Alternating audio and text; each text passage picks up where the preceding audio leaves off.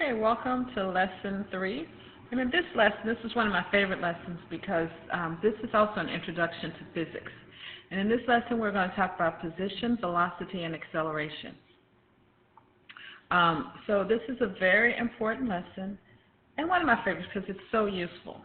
So let's start by talking about the position function. The position function is usually given by S, and it gives us the position relative to the origin of an object as a function of time. Now, when we take the derivative, well, before we get there, we want to talk about average velocity. And most of you know this. The average velocity is the displacement over time. So when we're finding the average velocity, we have to use the position function. And that's a very important concept to remember. When we're finding average velocity, we use the position function. And it's S of B minus S of A over B minus A. Again, what does that remind you of? It's the average rate of change, or the slope. If we want to find the instantaneous velocity, the velocity at a point, then we have to take the derivative of the position function. And then the acceleration is the derivative of the velocity. So that's why I call it PVA. I'll call it PVA sometimes, position, velocity, acceleration. To find velocity, I take the derivative of position. To find acceleration, I take the derivative of velocity. Now, you need to know the difference between velocity and speed. Speed is the absolute value of velocity. So in other words, velocity has both magnitude and direction, and speed has just magnitude. If I were to tell you that I'm going 35 miles per hour, that is the speed. But if I tell you I'm going 35 miles per hour northeast, then that is velocity, because velocity has both speed and has both magnitude and direction, and speed has just magnitude. So speed is the absolute value of velocity. Now, two terms you need to be familiar with, and that is total distance traveled versus displacement. Total distance travel is the sum of the magnitude of the distance, where displacement is just the difference between where you began and where you ended. So, for instance, if I were to take a trip and that trip looks sort of like this, okay, and let's say that I'm ending at 5. My displacement is 5, but my total distance traveled would be the distance here that I traveled plus the distance that I traveled here. But my displacement would simply be 5.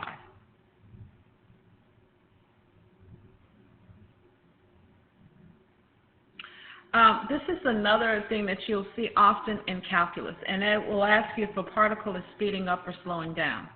If the velocity and the acceleration has the same sign, if they're both positive or they're both negative, then the particle is speeding up. But if the signs are different, if the velocity is positive and the acceleration is negative, or vice versa, then we say that the particle is slowing down. So let's do some examples. Okay, when you're given a graph, one of the things you need to note is whether or not it's position or if it's velocity or if it's acceleration.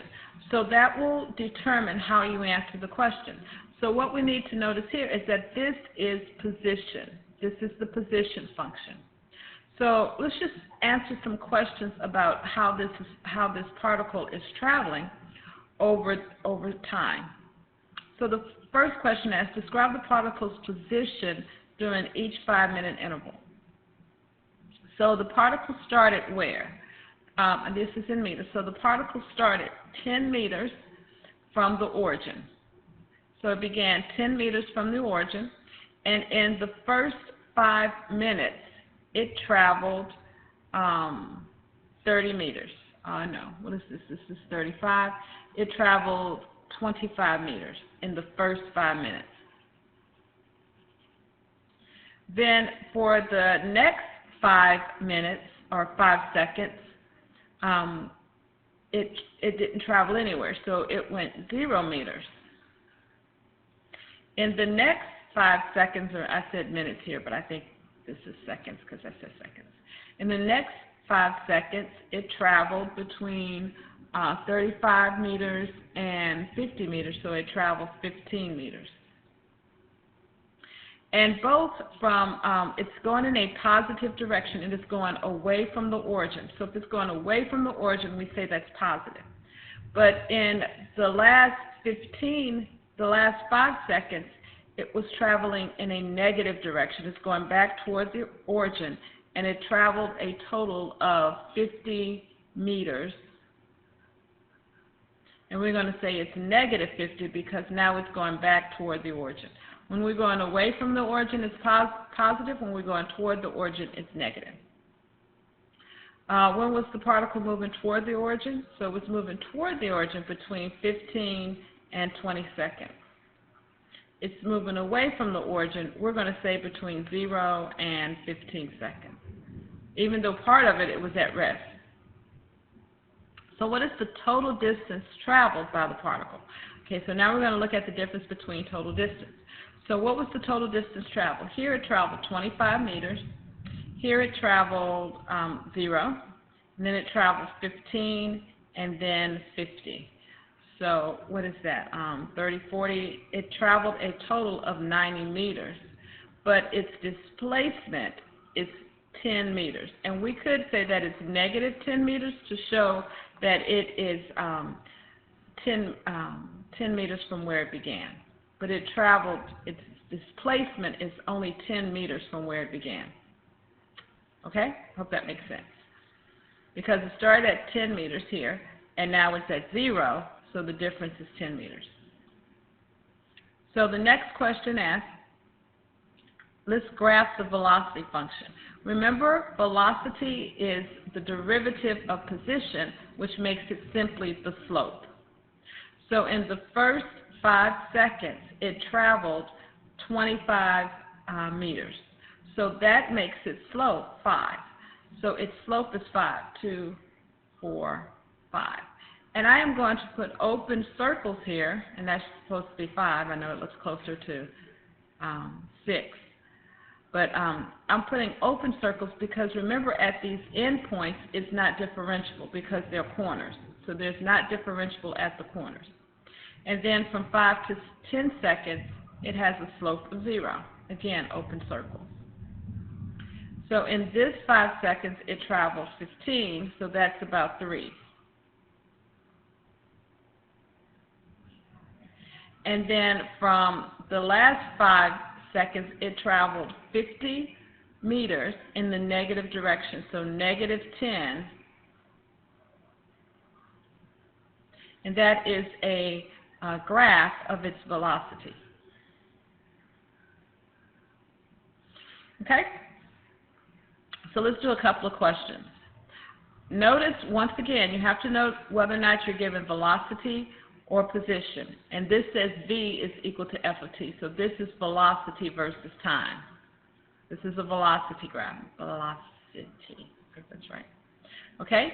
And it wants to know when does the particle move forward and when does it move backwards.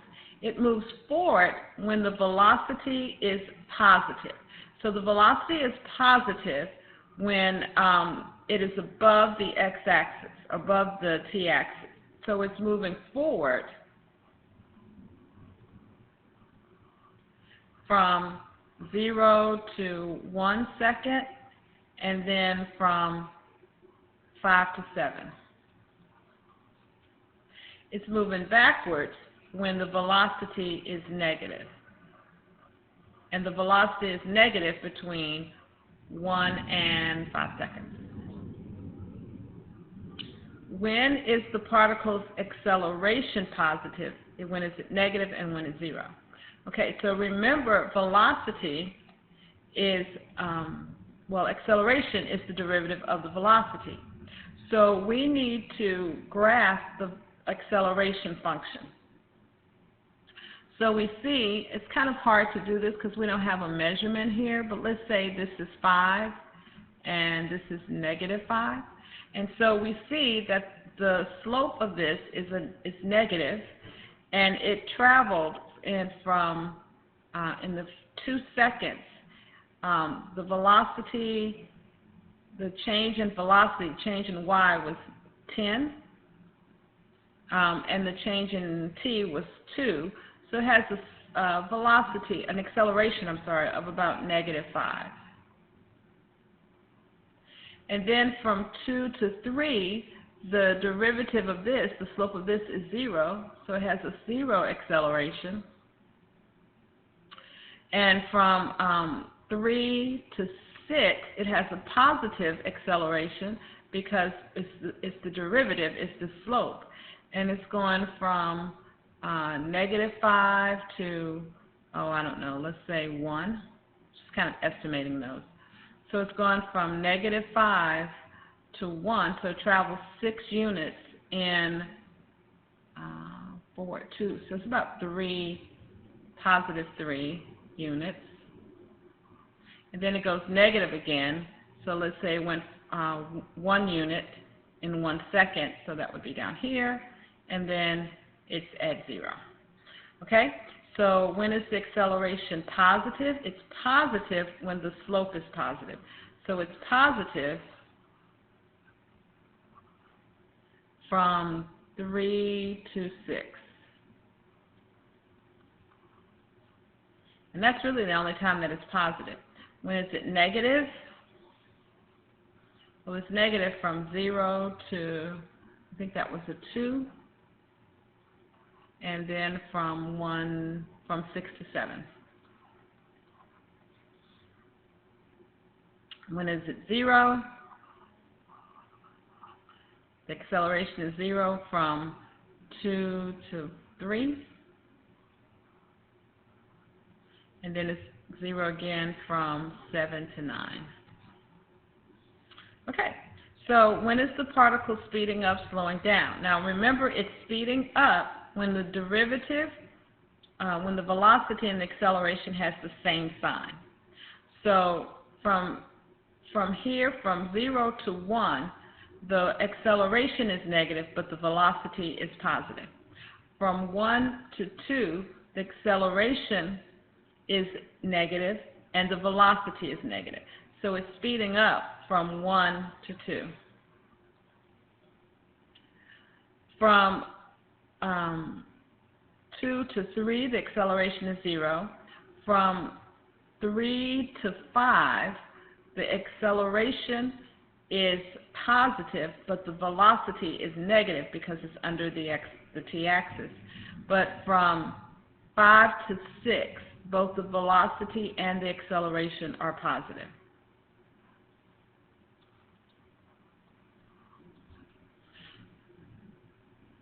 And then it's slowing down when they have opposite signs. So from 0 to 1, the acceleration is negative, but the velocity is positive. Again, this is at 0, so we don't say it's either.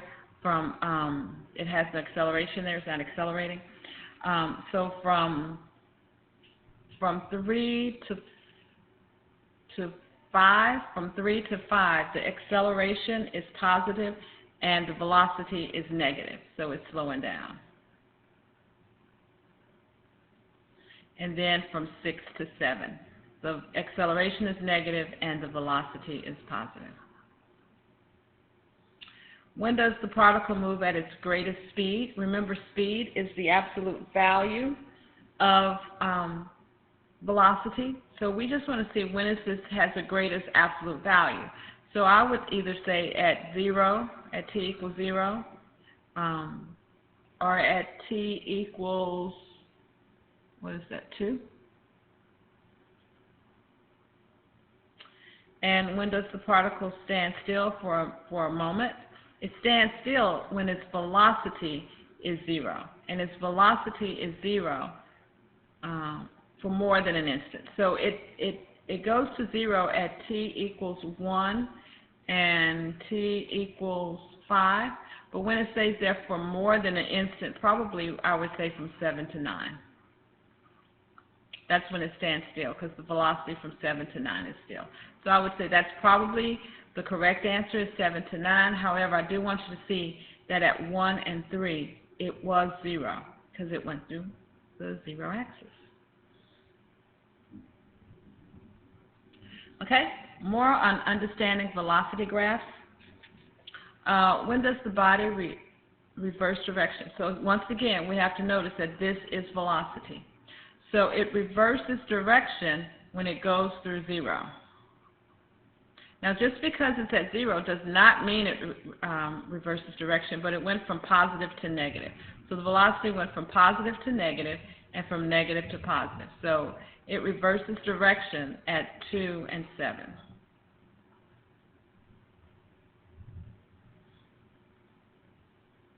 When is it moving at a constant speed? It's moving at a constant speed on these little flat lines. So it'd be between 2 and 7. And graph the acceleration were defined. So once again, I'd have to find the slope from 0 to 3. It looks like that slope is going to be 3, positive 3. And then the slope between, it went from 3 to negative 3 in 3 seconds. So that looks like it's going to be 1, negative 1. Oh, that's not right. I put that in the wrong place, sorry. It should go from negative 1 to here. There we go. And then it's 0 from 3 to 6. And then it's positive from 6 to 8. From 7 to 8, it's positive. This graph is kind of hard to draw on. And it went from negative 3 to 3 in 1 second, so that's going to be like, it's positive, so it's like that. And then it's negative from 8 to 10. It took it 2 seconds to go 3 meters, so that's going to be about 1.5. There we go. Okay. Now this is probably going to be a lot of the questions that you see. And this, I could tell you if you were in my class, this would be a free response question on the test.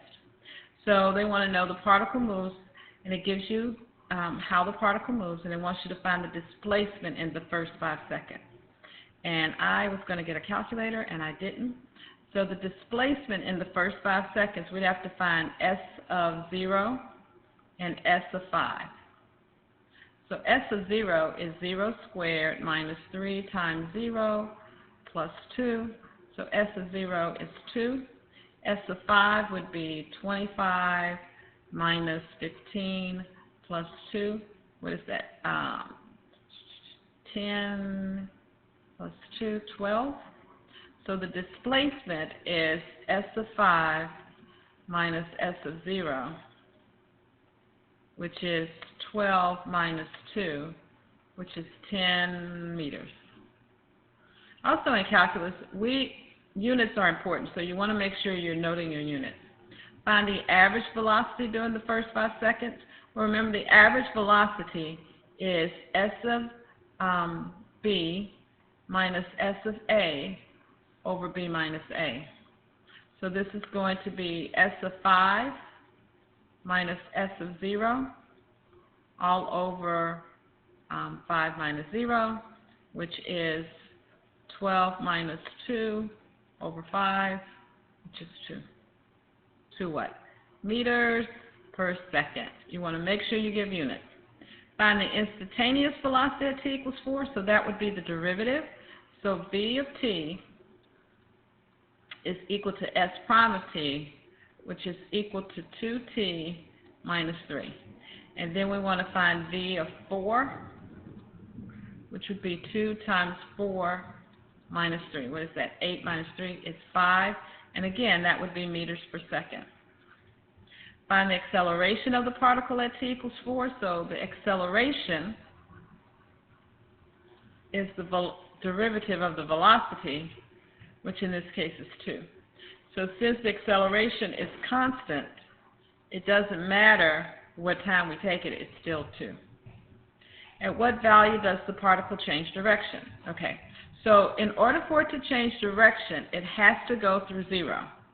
Okay, That's the intermediate value theorem. You can't go from positive to negative or negative to positive without going through 0.